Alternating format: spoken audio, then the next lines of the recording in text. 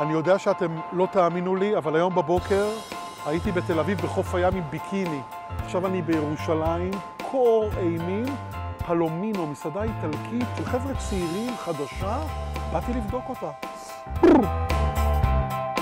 לא, באמת, איזה קור פה. לא הבאתי את הפרווה שלי. שלום, מה נשמע?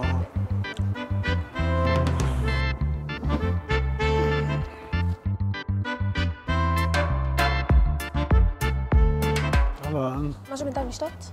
רגע, לפני שאנחנו שותים, איפה אני? אוקיי. מסעדה איטלקית, בר איטלקי, מה... אז ככה, איזושהי מסעדת בר איטלקית עם איזשהו אינפוט ירושלמי. זה לא טוב אינפוט ירושלמי בדרך כלל.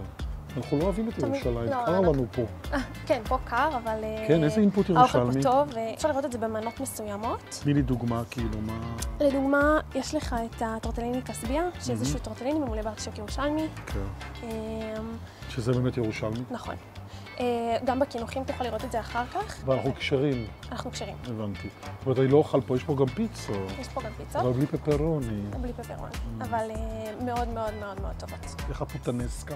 נהדרת. אבל זה על פסטה, כאילו, פתאום זה הפך לפיצה גם, בהתחלה זה היה רק על פסטה. וואלה. כן? כשאני הכרתי את הזונות בנאפולי, הם היו אוכלות פסטה. רק פסטה. טוב, בוא נעשה סדר, רגע. ראשונות, יש כל כך הרבה אפשרויות. יש לך את הקנולי דג ים. הקנולי דג ים נשמע לי טוב. הפסטות כאן זה כמו באיטליה קטנות, או פסטות גם, נוטות לי יותר לביניים, זה מנות שהן יותר גדולות, כאילו. כן. אם אתה בקטע של פסטה, אז את הטורטליני קסביה, שהוא באמת... יש לי בעיה עם הקסביה, ולא אומרים את זה ליד נשים. זה עושה גזים. מסכן הצלם, צריך לחזור איתו לתל אביב אחר כך. בעיה. אז פיצה. פיצה. יאללה. אני רואה שיש הרבה יין וזה. בקטע של אדום, לבן? אם כבר אז אדום, אז... אז הייתי ממש הולכת על הווילה ג'ובאני. טוב, כן, קיינתי זה תמיד טוב. יופי, תודה רבה. דבר אחד עושה גזים, דבר אחד הזונות בנאפל לא אוכלות. ירושלים לא ידע שהיא כזאת.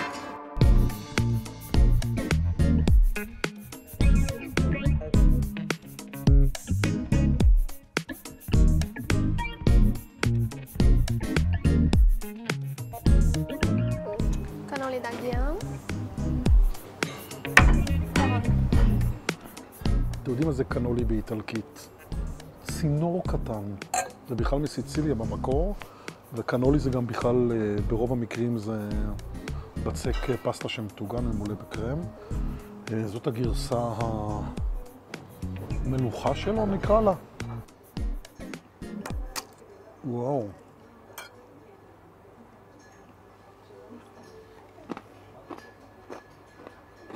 טוב, מענה קצת מוזרת. הקנולי בעצמו הוא קצת קר ונעשה כנראה מזמן, והוא האמת לא מוסיף שום דבר לסביצ'ה.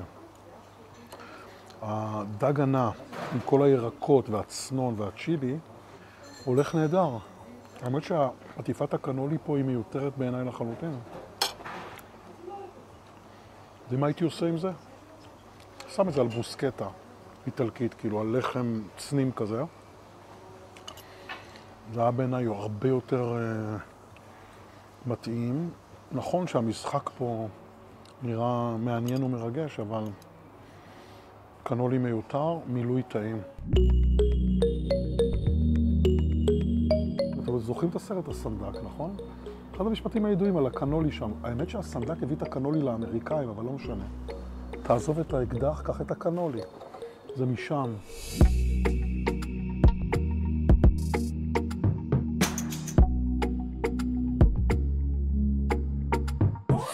פוטנסקה. תודה. א', סוף סוף קיבלתי פיצה אישית, ולא איזה מפלצת שאני לא אוכל להתמודד איתה, ואני שמח.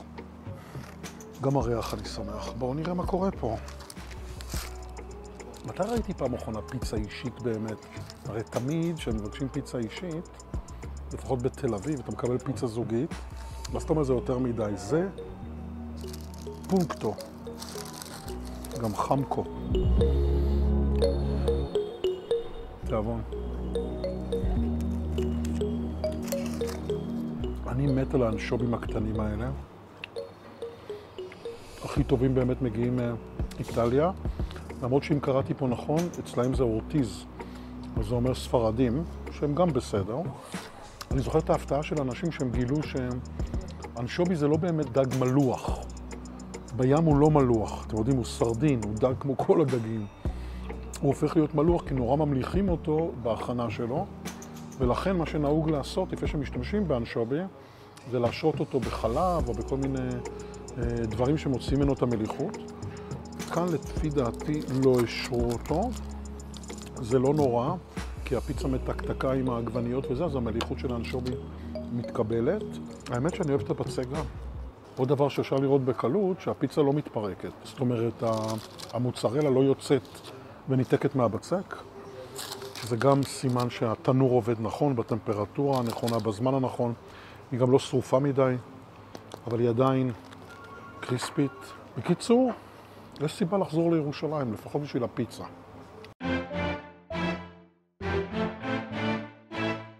טוב, נחזור עם עוד ספרדית. אני מתכנן עוד נסיעה לדרום אמריקה. Pedro, is the dance today? Pedro. איך הפיצה? ביילי.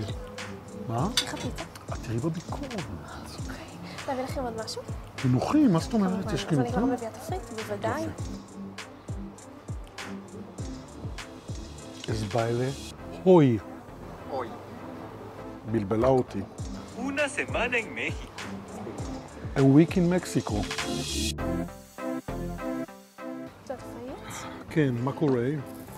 כן. קנולי גם פה. קנולי גם פה, אבל הוא מצוין. ברור, כי קנולי אמור מצוין. להיות קינוח. נכון, הוא מצוין. מי ורדים. זה האינפוט הירושלמי, אמרתי. כן. מומלץ מאוד מאוד מאוד. קנולי? כן. כשקנולי מופיע במערכה הראשונה, הוא גם יגיע באחרונה. מעולה. עם מי ורדים. אחלה. משהו חם? לא, אני יכול להמשיך עם היין.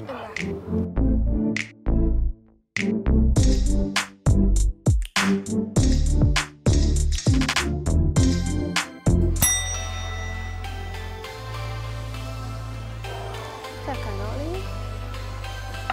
הפעם כמו בסיציליה. ותעבוד. תודה. וואי, כמה, אלוהים.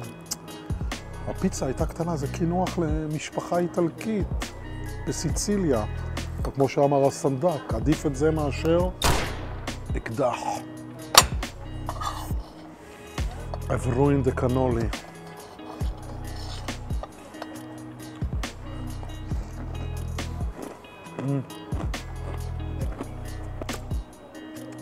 כנראה שגם האיטלקים וגם הסנדק ידעו משהו, שבסיציליה המנה הזאת היא מנה מתוקה. זה נחמד לעשות פיוז'ן ולערבב דגים. רבותיי, זה קנולי. אהבתי. ולכן אני איתם עוד. בבקשה. תודה רבה. רגע, השארתי לשאול. כן. מה המשמעות של השם? איזה שם? פלומינו? האמת שזה היה נשמע לנו טוב. לנו, לבעלים של המקום טוב. אז זה לא שם איטלקי? מתגלגל על הלשון. לא, אחרי זה, אחרי חיפוש, זה סוג של צבע של סוס. צבע חום. של צבע של סוס? כן, בצבע חום. זאת אומרת, הם המציאו את טוב. השם ואז הם הלכו לחפש כן. מה זה? תוך כדי שבחירת השם, זה היה נשמע טוב, אהבנו אותו. צבע של סוס? חום? חום. מאוד יפה. את יודעת שבוורונה אוכלים סוסים? באמת? כן, אכלתי. כן. טעים? האמת שאל תגלי, אבל כן. זה המבורגר, שלא הם נדע. עושים בשר כזה כמו קציצה. תודה. תודה. כזה סיפור על שם מסעדה עוד לא שמעתי, אבל זה כנראה מה שקורה בירושלים. הפוטנסקה 64 שקלים, הקנולי מנה ראשונה 59 שקלים, הקינוח 44, היין שלנו 45 שקלים, 239.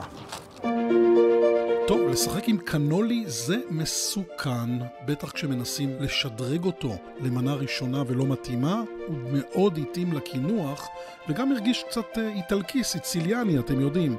עכשיו, מה עם הפיצה? אני אהבתי שהיא קטנה, אהבתי מאוד, אבל השאלה אם עם ישראל יאהב את זה, שמשלמים על פיצה מחיר של פיצה, ומקבלים מנה אישית אמיתית. גם באיטליה, דרך אגב, הפיצות הרבה יותר גדולות. הטעם של הפיצה היה מעולה, הבצק היה מעולה, האווירה הייתה נפלאה, אבל הדברים האלה קצת מורידים לנו 6.5 במדד שלנו.